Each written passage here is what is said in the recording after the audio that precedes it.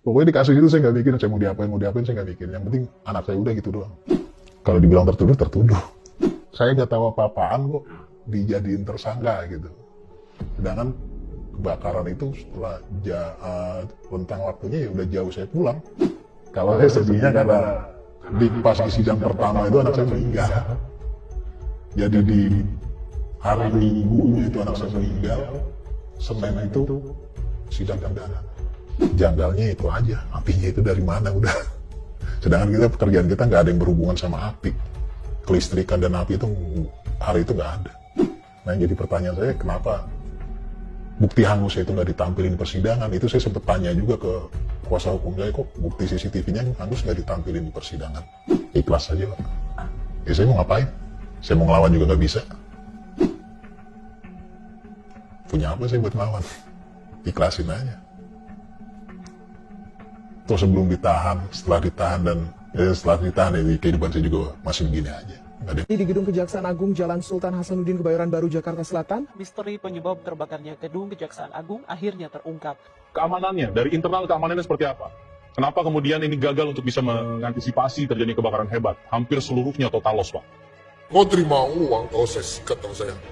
Kalau saya tidak mengenal itu, dan sekarang kita ambil kesimpulan itu rekayasa atau bukan, saya nggak berani. Cuma yang saya lihat di lokasi seperti itu. Kalau rekayasa itu kan udah satu kesimpulan.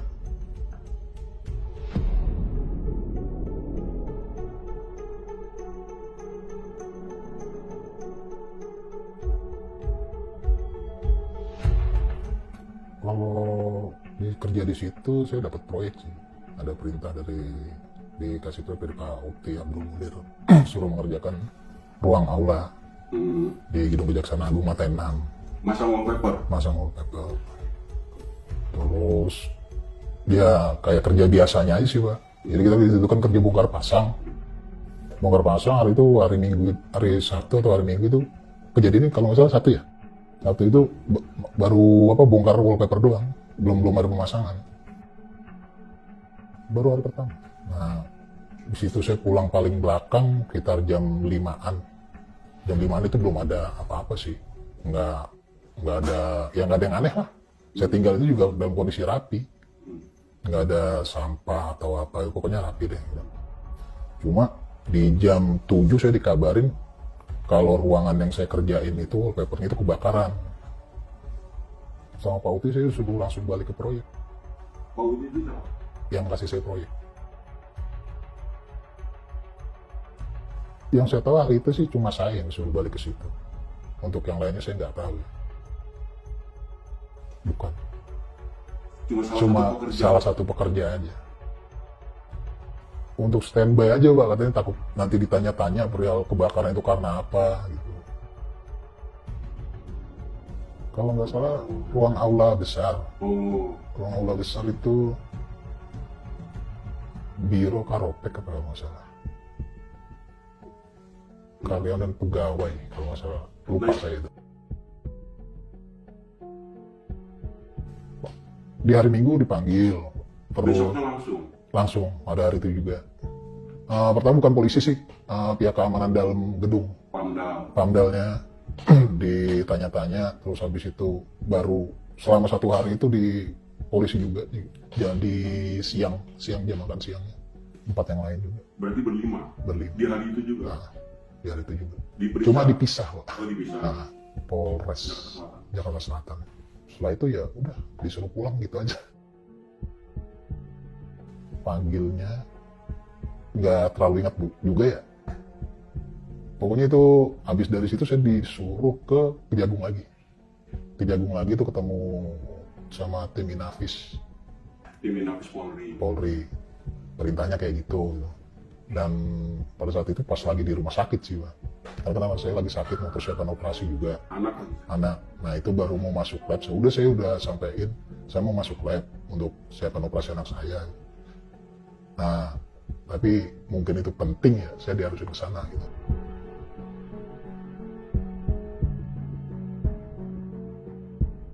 Sebelumnya sih belum ada arah ke situ. Cuma udah ada feeling aja, gedung ini kebakar. Terus yang orang keluar ya cuma saya sama teman-teman yang lain juga. Sebelum saya juga ada ya ingetin, cuma sekedar hati-hati aja mas. Gitu. Karena yang orang ada, saya juga punya bos juga di situ, di kerjaan wallpaper interior juga. Oh, bukan di Kejagung. Bukan. Karena nah, dia juga sering juga di Kejagung. Yang udah-udahnya sih, jadi cuma kasih itu aja, mewanti-wanti itu aja.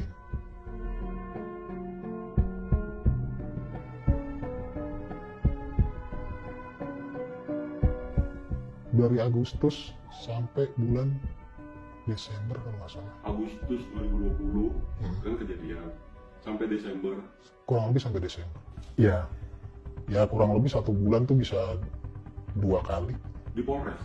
Polres, Polda, sama Mabes. Berlima. Ya. Di kasus itu saya biasa aja sih, Pak. Biasanya karena mungkin fokus saya kan ke anak saya, pengobatan anak saya aja. Jadi hidrosefalus. Jadi bukan sebulan, dia dirawat terus di Fatmawati ya. Pokoknya di kasus itu saya nggak mikir saya mau diapain, saya nggak mikir. Yang penting anak saya udah gitu doang. Jadi nggak terlalu mikirin banget, saya digini. Saya nggak tahu apa-apaan, dijadiin tersangka gitu. Sedangkan kebakaran itu setelah rentang waktunya ya udah jauh saya pulang, sekitar setengah sampai 1 jam. Ya cuma bingung aja sih Pak. Tadi bilang kaget apa gimana waktu ditetapkan tersangka, perasaan sih biasa aja ya. Serah, dalam hatinya cuma begini aja, serah kalian lah mau ngapain itu. Yang penting saya fokus ke anak saya aja udah gitu dong. Saya masa bodoh aja sama kasus itu. Dipanggil saya datang, buat penyidikan inilah, BAP lah atau apalah gitu. Saya datang, yang penting saya menuhin kewajiban saya kalau sewaktu saya dipanggil. Mau putusannya kayak gimana serah kalian. Dalam hati saya cuma kayak gitu aja. Selalu datang. Cuma kalau emang waktu bentrok sama urusan rumah sakit, saya minta izin buat dimundurin hari. Tapi nggak apa-apa begitu. Mereka kasih kelonggaran, kasih toleransi sih. Yang paling sedih itu hampir 4-4-nya ini. Semuanya Sedih. Kenapa Pak Imam begitu? Kalau saya sedihnya karena pas di sidang pertama itu anak saya meninggal.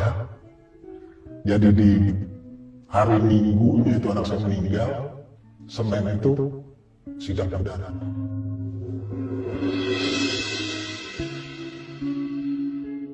Ya di situ rasa bersalah saya malah di situ. Yang bikin saya sedih di situ. Untuk di kasus ini sama sekali nggak bikin saya sedih. Saya masa bodoh aja. Anak Pak Imam meninggal, sementara Pak Imam harus menghadapi Sidang. hukum sidang. Mandor. Untuk berlima. Jadi pengacara itu, Berenang sama mandor. ya pengacara itu ada tim beberapa orang. Saya juga lupa jumlahnya berapa, sekitar ada 4 atau 5 orang. Itu untuk kami berlima. Ketuanya Pak Arnold, terus Pak Adit.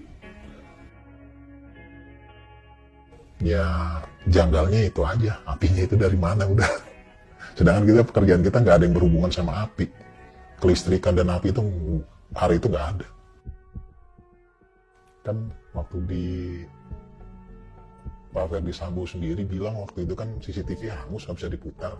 Nah yang jadi pertanyaan saya kenapa bukti hangus itu nggak ditampilin di persidangan? Itu saya sempat tanya juga ke kuasa hukum saya, kok bukti CCTV-nya hangus nggak ditampilin di persidangan?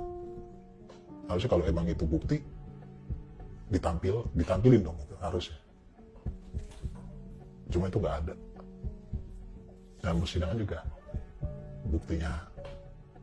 Namanya bukti yang saya tahu ya, yang saya tahu nih orang buta hukum, namanya bukti itu kan bukti yang ada di lokasi lah paling nggak. Bukti rokok itu rokok baru semua, bungkusnya baru, nggak ada cacat, nggak ada apa. Dan botol thinner yang ditampilin juga botolnya utuh, botol plastik padahal. Sedangkan kaleng aja itu sampai karatan. Ya gitu. Seharusnya kebakar ya. Gitu. Harusnya kebakar, meleleh dan nggak ada. Kok ini masih utuh gitu. Mulus lagi.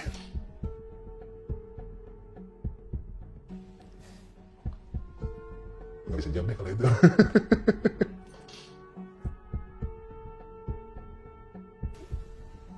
Ya, kalau ke saya langsung bukan Pak FS-nya, cuma di detik-detik di terakhir penyidikan waktu BAP itu Pak Efes sempat masuk juga.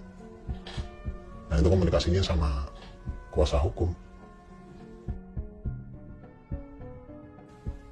Sampai terakhir saya minta salinan. Teman kan ada yang paham, saya suruh minta salinan pledoi, itu saya nggak dikasih salinan pledoi saya. Sama? Kuasa hukum. Yang dikasih salinan pledoi itu malah punya mandor, bukan punya saya sendiri. Keterangannya ya isinya sama kok mas, gitu doang. Di bulan 8 2021 Cipinang. Berlima. Berlima. Iya berlima. Bareng. Masuk bareng, bebas bareng. Dapat asimilasi juga dari Cipinang. Agustus, 6 bulan dari Agustus, September, Oktober, November, Desember, Januari, Februari. Februari 2022. Pokoknya 1 minggu sebelum Lebaran kalau nggak salah itu kita bebas. Ya nggak tahu deh. Soalnya dari pihak Cipinang sendiri pernah kasih info untuk bebas barengan sih kayaknya nggak mungkin, tapi kenyataannya bebas barengan semua, 5-5-nya. Di dalam ya sama aja kayak kehidupan di luar. Ya karena ruang geraknya terbatas, paling cuma ibadah, sholat, ngaji, sama kalau pagi paling olahraga, jalan sehat lah atau apa gitu. Udah gitu doang. Selama 6 bulan. Selama 6 bulan.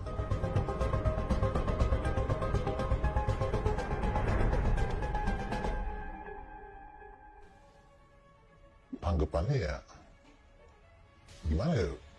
Biasa aja karena udah lewat, ya udahlah. Saya udah jalanin hukumannya seperti yang diputusin persidangan, ya udah. Nggak ada perasaan apa-apa. Malah saya nggak tahu kasus itu rekayasa atau apa, nggak terlalu merhatiin. Yang pada waktu itu saya diputus bersalah, harus jalanin hukuman, ya udah saya jalanin, selesai jalanin udah, saya hidup biasa lagi kayak orang biasa. Pernah, cuma nggak terlalu diambil pusing, Pak. Biarin aja. Kenapa? Males aja. Pertama males mikir, kedua juga males juga urusan sama hukum. Ribet. Punya pikiran yang sama. Menjadi korban rekayasa. Iya. Tapi mereka sepakat sih, ya udahlah. Kalau emang udah begini jalannya ya mau diapain lagi. Kita mau ngelawan pun juga punya apaan gitu.